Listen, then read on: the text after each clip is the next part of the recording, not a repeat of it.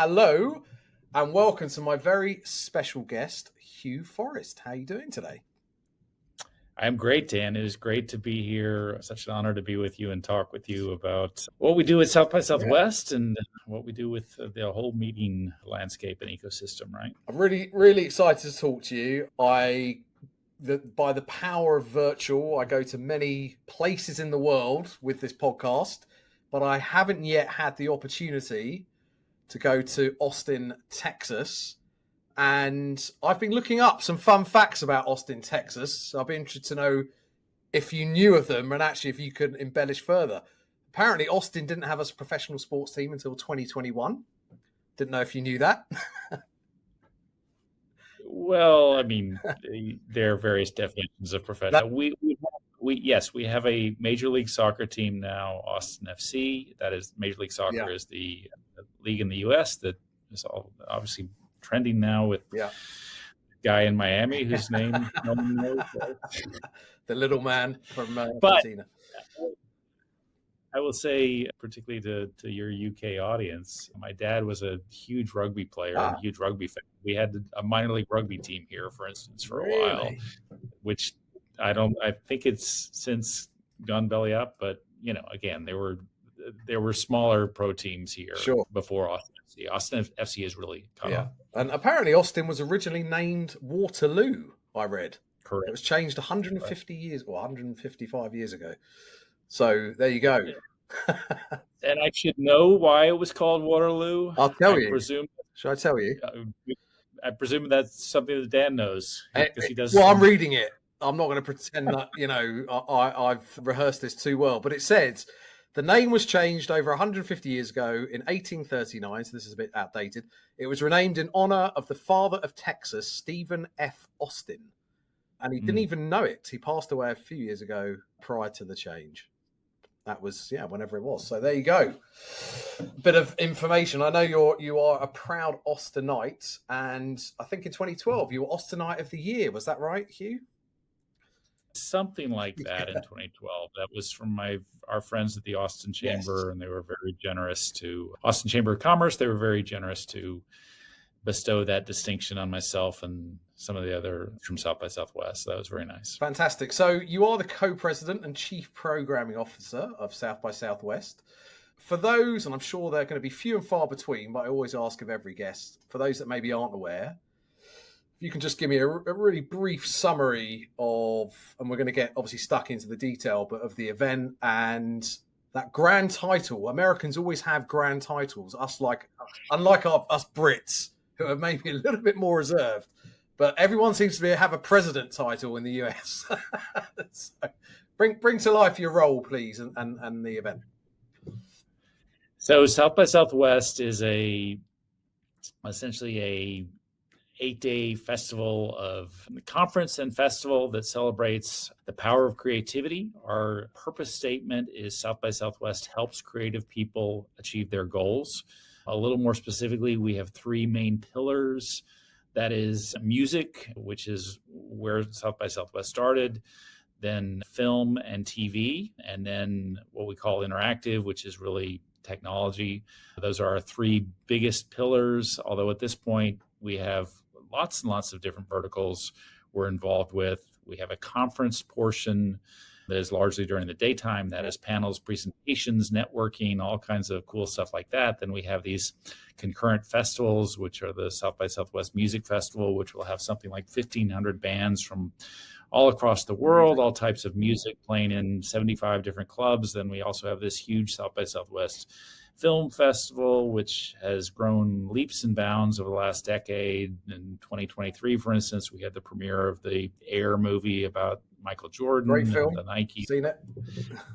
And then we also have the South by Southwest Comedy Festival. So again, it brings together a lot of different creative people from a lot of different industries in a town that always celebrates and cultivates creativity at a time of the year when Austin's getting warm and maybe the rest of the world or rest of the Northern Hemisphere is still a little bit cold. Sure. So there's that whole metaphor of rebirth and optimism and inspiration, and it works pretty well.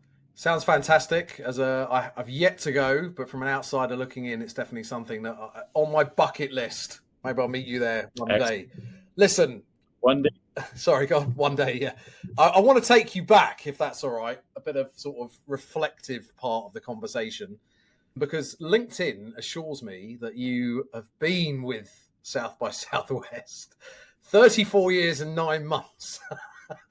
Is that correct? That is, I believe, correct. Yeah. I will say my standard line on that is it only seems longer. I thank you for your honesty. I guess if I can take you back to those halcyon days of whenever they were, what initially drew you to the project? And then I guess a follow-up, how have those reasons evolved over the past 3 decades and a half? Well, when I came on board South by Southwest, which was 1989, Yeah. essentially 2 years in, I mean, what drew me to it? It was a slightly more stable paycheck than what I had at the time. Yeah. So it was a job, and I certainly didn't really have any conception at that point that Southwest could could be fortunate enough to grow to the level it's grown to after 2-3 decades. I don't think any of us had that. Any of the founders quite had that idea that it would grow in so many directions and become such a neat thing. That said, I was, again, it was a job, but the flip side is that, hey, it was working with the music industry, musicians. Yeah. I was a huge live music fan growing up in Austin, Texas, that had this great music scene. And so how cool is this to get paid a little to work on bringing musicians together? And lo and behold, here I am 34 years later. Still doing it. I'm intrigued to know what the job was before you joined. I was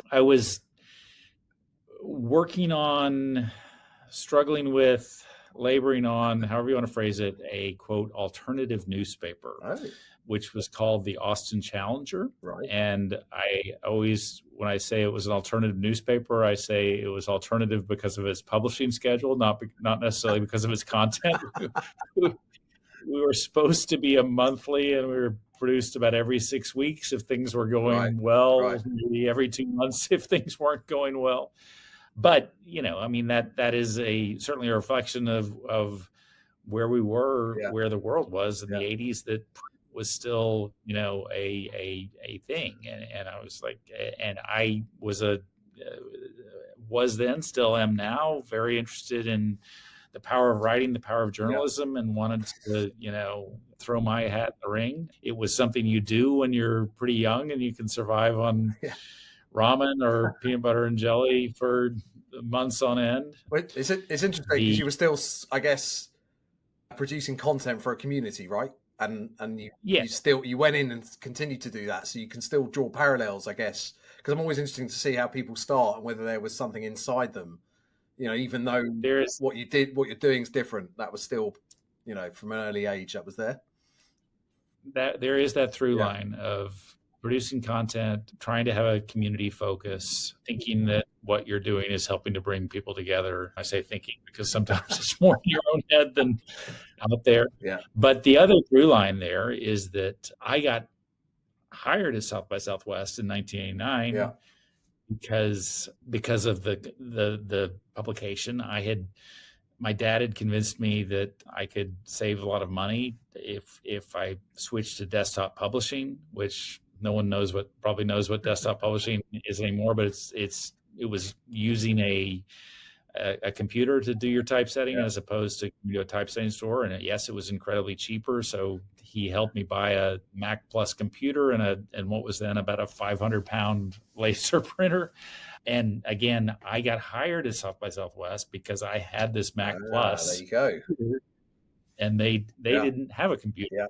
Yeah. So I always say that is an important lesson in the value of having the right hardware at the right time. Everything's connected. The universe was watching. You've obviously had lots of memories over the last 35 years, and this might be a difficult question to ask, but what are the most significant milestones or changes that the event has experienced? Now, I'm sure there are quite a few, but can you sort of pinpoint maybe a point in time or a few points in time and how things have changed over that time? Yeah, I think one of the biggest kind of inflection points was South by Southwest started in 1987 focused entirely on music. And again, it was a reflection of Austin then and now that there's a very strong music scene here. Sure. 7 years later, we added, film and multimedia to the mix. And that really heralded this, how the event would evolve over the next 2-3 decades, where we continue to kind of add in new verticals. And the verticals are often a reflection of what is hot and trending in Austin. So again, that adding in film and multimedia in 1994 was the first of many kind of pivots or small pivots we did on the content and the overall flavor of the event. I think that's one of the reasons South by Southwest has survived and thrived for so long, is that we have been pretty open to pivoting. But I will also say that as much as the event has pivoted, from music to bringing together world leaders to focusing on healthcare, on transportation, on quantum physics, on AI, on all this stuff, the underlying guiding North Star has remained the same, which is creativity, power of creativity, and this strong belief that bringing together creative people of all stripes is, has this dramatic impact and effect and can create new opportunities, new jobs, new relationships, new investments, new things. And again, that focus on creativity has remained very, very consistent over the 35 years of the event. Sure. Thank you. And interested to know, was there sort of one memorable moment or experience that sort of solidified the event in your mind, the importance of the event in the industries that are represented? So maybe there was a tipping point where you thought, this is, we're now embedded in this community. Hard to pull out one of them. I think that certainly from a technology standpoint, our turning point was 2007, when thing we used to call Twitter, which is now called X. No, I'm still calling it Twitter. I'm sorry. Yeah. Well, we all are. Twitter kind of launched at South by Southwest 2007. Okay. Amazing. Kind of because they had already been out, but they used it as kind of their official coming out party. But that certainly changed the whole dynamic, or very much changed the dynamic that South by Southwest got more and more startups, more and more tech startups to the event, more and more VCs to the event. And again, to your question or your prompt there, really showed like, wow, this platform that we've built here can really, create some incredible opportunities for folks. Now, there have been lots of similar moments over the course of the 35 years of South by Southwest, 35 plus years, but probably nothing quite as powerful as that. Quite a moment. And if we sort of believe that, we all, as organisers, we look at what other people are doing in other countries, in our own country, try and take the best bits of it, put our sort of innovative spin. In what ways do you think the event has sort of reshaped the landscape of events, conferences and festivals? Do you think it sort of, influenced others that you've seen along the way? I mean, I think it's influenced others to the extent that people see us and realize, hey, if these guys can do it, anybody can do it. I'm being a bit facetious, but not too much. I think that we've inspired a lot of other events that focus on creativity. That's been neat to hear, neat to see. I think the more events that are out there, the stronger the whole industry becomes, the more good events that are out there where people get value. I also, I think that events, conferences, conventions, festivals really have a very important role in our world in 2023 and 2024. In many ways they provide the kind of fellowship, community support, reinforcement, inspiration that institutions like the church provided in previous years. There's a book that I've talked to my staff about a lot, came out in, I think, early September, called The Great Dechurching, which is about church membership in the U.S. having the biggest decline in the last 2 decades that it's ever had. but I think well, I haven't read the book. I've read a lot about it.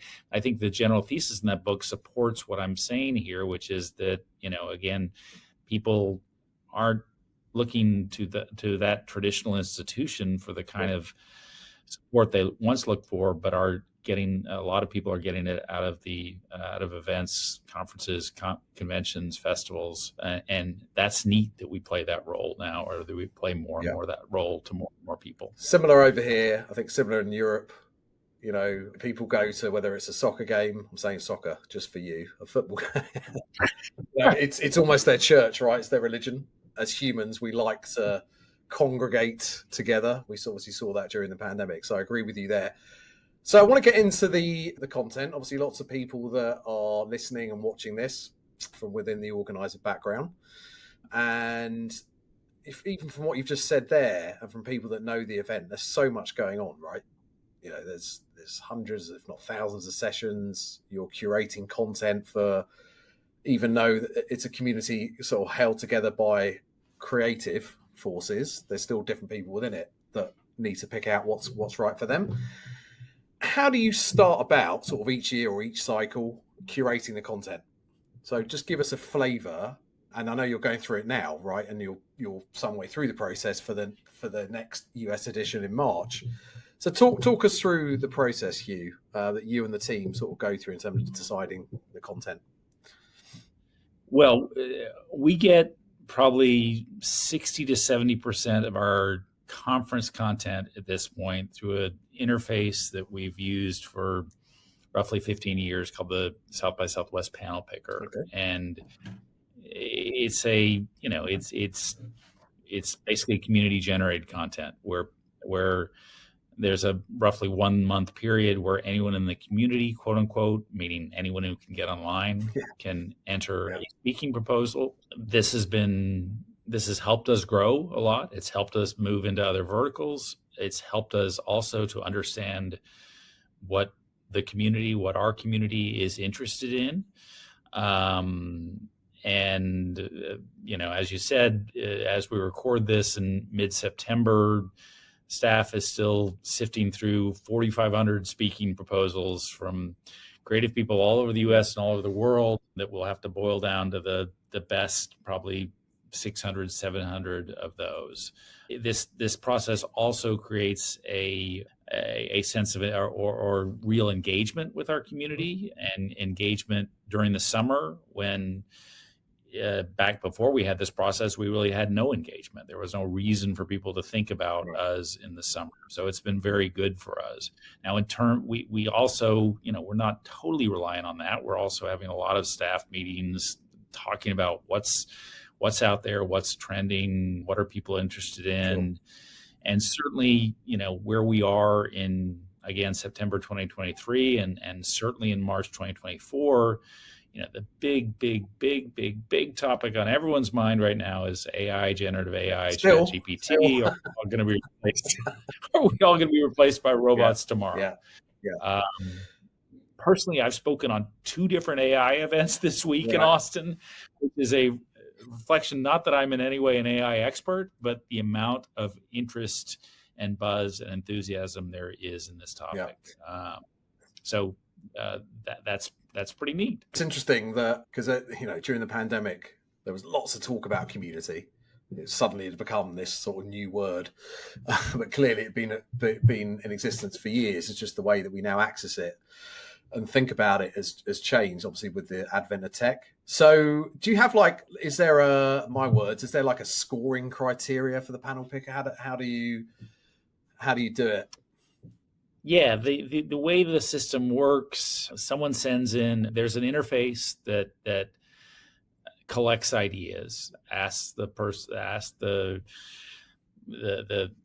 someone for a title, a description, the 3 takeaways, who will be on this panel or will be a solo presentation.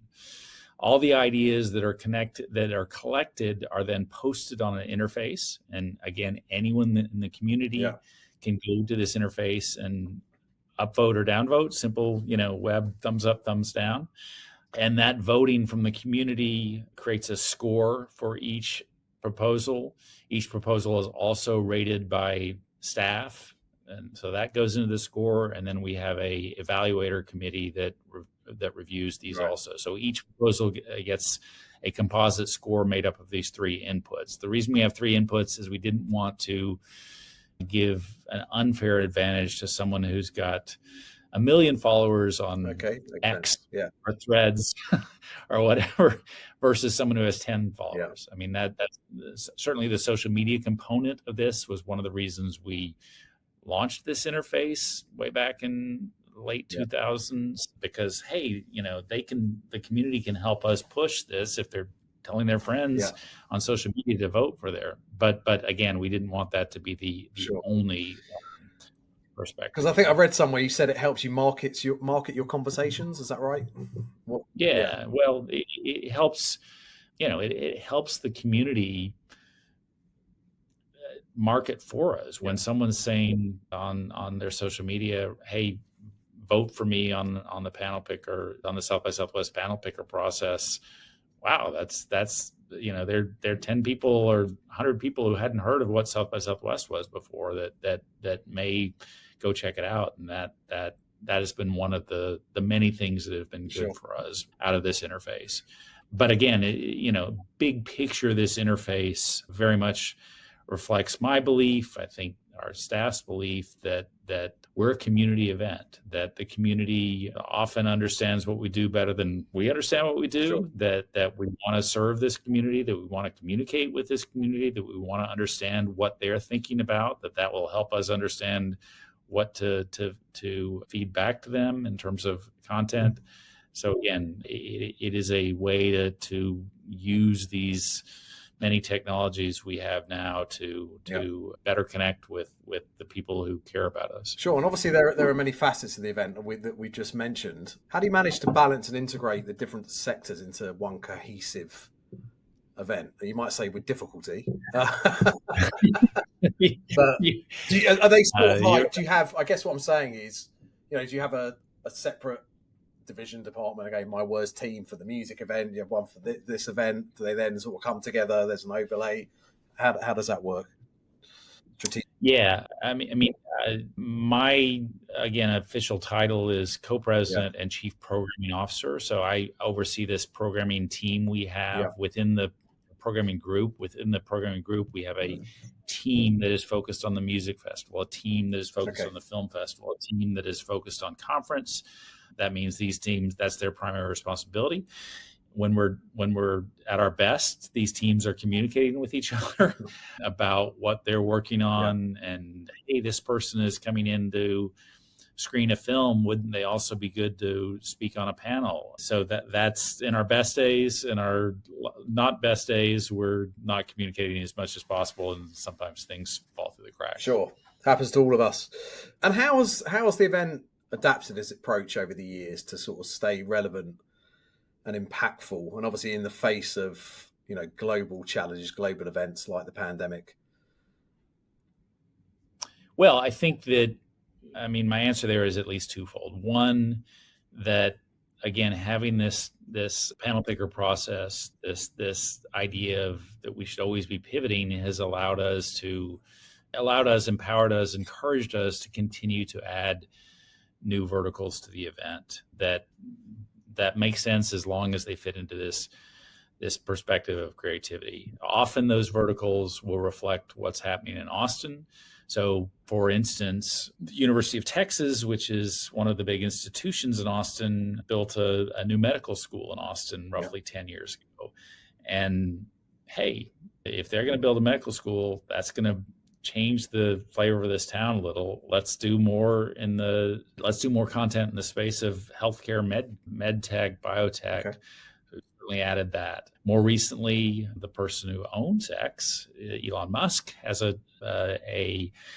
built a factory here for his new Cybertruck. That's created a transportation industry in this city where there was never one before. So that's also led us to do more content that focuses on transportation, whether that be EVs or next generation airfare or ships that are crossing the Atlantic with sails as opposed to other kinds of power. So again, continuing to try to evolve the content and particularly evolve the content to new and compelling areas for the creative community. Sure. That's part of my answer. The second part of my answer is that, again, if we learned, or I think something that we all learned or relearned or reaffirmed as a result of the pandemic, is that people like being together. We're hardwired. It's in our DNA to be together. I mean, pre-pandemic, when I spoke at events, I would often introduce this straw man argument that will VR, AR, XR, whatever we're calling it, will that eventually kill events like South by Southwest? Because if Dan's in the UK and can put on his magic helmet and all of a sudden he's transferred to be virtually in Austin, Texas, does he need to get on a plane to come to Austin, Texas anymore? And again, that was a straw man argument, because as cool as this technology is, as much as it will continue to evolve in the next few years and seem realistic, there is still something absolutely fundamental about being in the same room with other humans, about having coffee with someone, having breakfast with someone, having lunch, having dinner, having a drink, shaking their hand, looking in their eyes. Can I trust this person? Do I want to work with this person? Do I want to go into business with this person? Do I want to make this person a friend? That is what has propelled our event. And I think that's what we all, during the pandemic, we were forced to all go virtually, and there was a lot of value to that in a lot of different ways. But now that the pandemic is somewhat largely over, knock on wood, we're getting back to more and more in-person events, and people, what we find is what we knew all along, that this is what the experience of being together is the most powerful aspect of events. Thank you. And you mentioned the word planes. Lots of people I talk to who previously, sort of pre-pandemic, had a large sort of international contingent coming to their event, has said maybe not so much, not because of the pandemic, but because just generally sustainability issues and just generally that things seem to have changed in that area. And actually their events are becoming a bit more localized. And so they're geo-cloning elsewhere to capture the audience on the ground.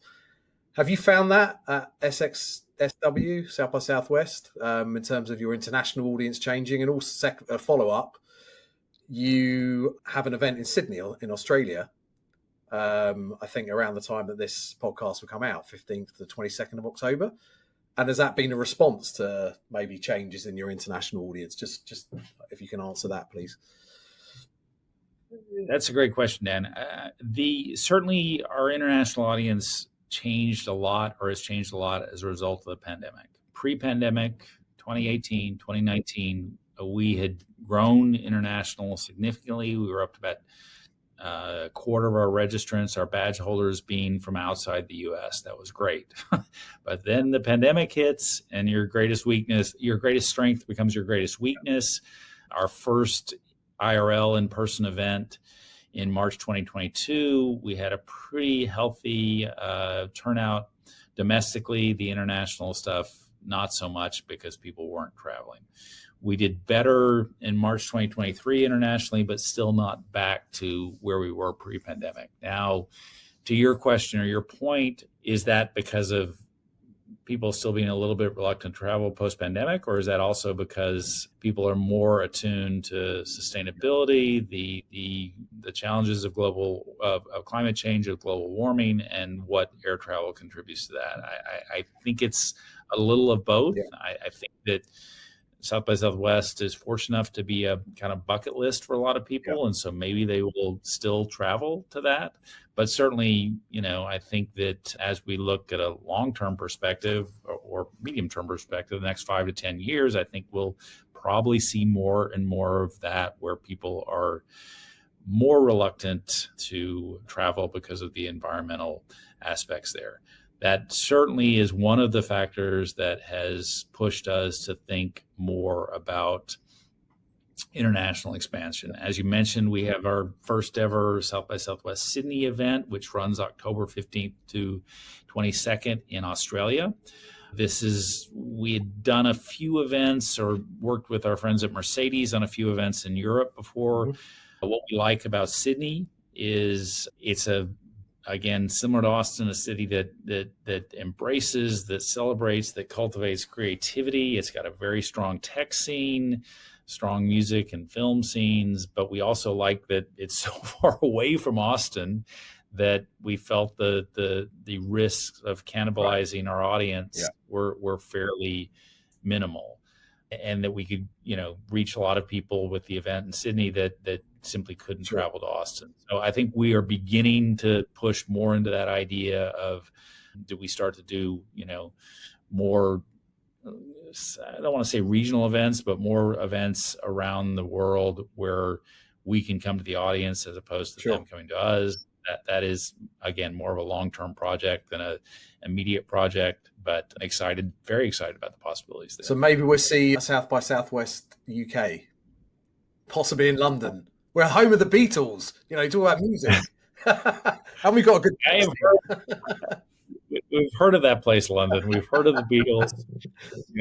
So there's lots of potential momentum. You're not ruling it out. Okay, so what is the vision for the future then? I know it's again a massive question. People talk about 3 and 5 year plans. If we're sitting here in 2030, what do you think the event will look like, and where else do you think it might be in the world? Well, what I think Austin will look like, I think that we will have likely embraced many new verticals by then, simply because we tend to embrace something new every year. But I also think that, to what I said a few minutes ago, the basic structure of the event, where you bring people together, won't have changed, and if anything, will have doubled and tripled down on that, in the sense that that's what people like, what people want, the value of being together, the value of random encounters that you didn't know that you needed to meet this person, but when you met them, they opened up a new doorway.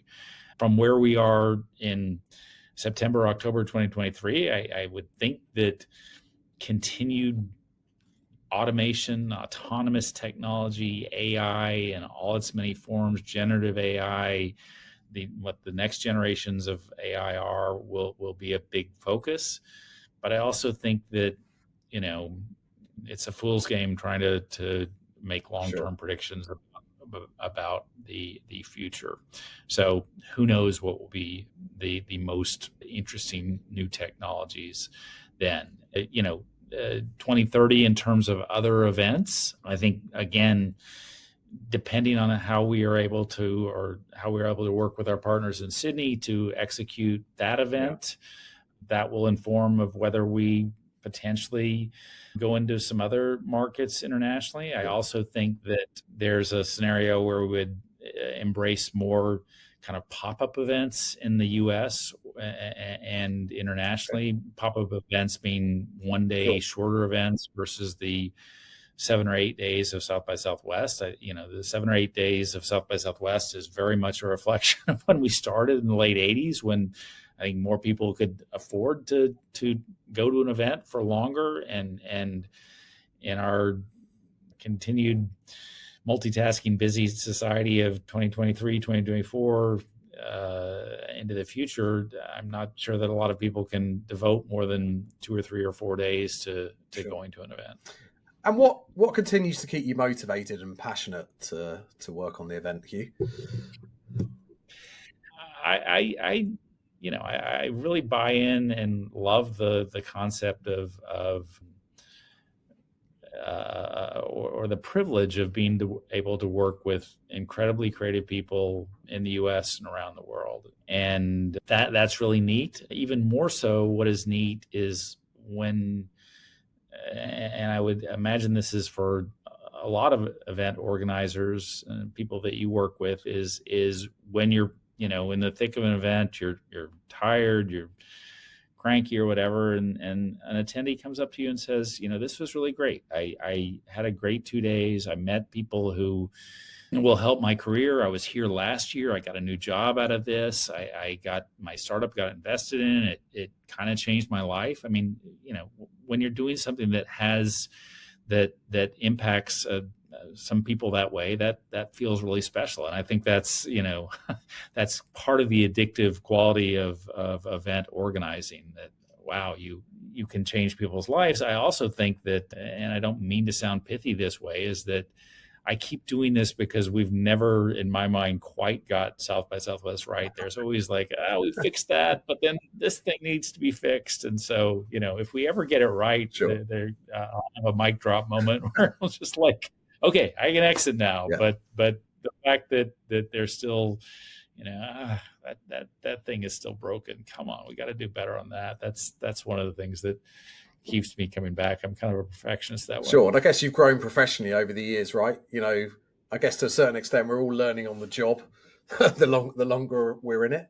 So I guess that keeps you motivated as well. For sure. I mean, I've built up through trial and error and error. I've built up a bit of a skill set doing this, and built up a lot of contacts who have been very valuable. So that's neat. I feel that the event continues to grow and improve, and the experience that we offer to our attendees continues to grow and improve. And I think that, again, that experience is very valuable to a ton of people. And again, I'm a believer in conferences and conventions. I think that South by Southwest is great, but I also think, there are thousands of other events out there that are great. The mere act of bringing people together, giving them something to think about, giving them an opportunity to connect, network with other people, that is extremely important. And I say that in a world that is unfortunately ever more divided. I think we have a heavy responsibility and an important responsibility here. Amen to that. And just finally, what can people expect from the event in March? If someone's listening, obviously they can go to the website and have a look, but they can hear it from you. What exciting developments can you talk about? Well, again, there'll be a ton of content related to artificial intelligence, AI, generative AI, ChatGPT. People are curious about that. We'll have a lot of content there, but we'll also focus on, we'll do a lot of stuff on the technology side, focusing on quantum. That will, that's not yet mainstream. It's harder to understand, I think, than AI. But again, it's likely a technology that will have a huge impact on all of our lives for the next few years. For people who are less technical, we'll have a lot of food-related content, a lot of content on fashion, on style. We do a lot of sports stuff. Again, we've got great music, incredible films from all over the world. And again, it is a great, incredible opportunity to meet, connect with, network with, be inspired by, create new opportunities with some of the most creative thinkers from across the US and around the world. Perfect. Listen, Hugh, thank you very much. I know you're a busy man. Hugh Forrest, Co-President, Chief Program Officer of South by Southwest. We really appreciate your time today, and we wish you the best of luck for the future. Dan, thank you so much. It's been great to visit with you for a few minutes. I hope that you can make it to Austin at some point soon for South by Southwest, and props to you for this incredible broadcast. And again, thanks for having me on. Thank you.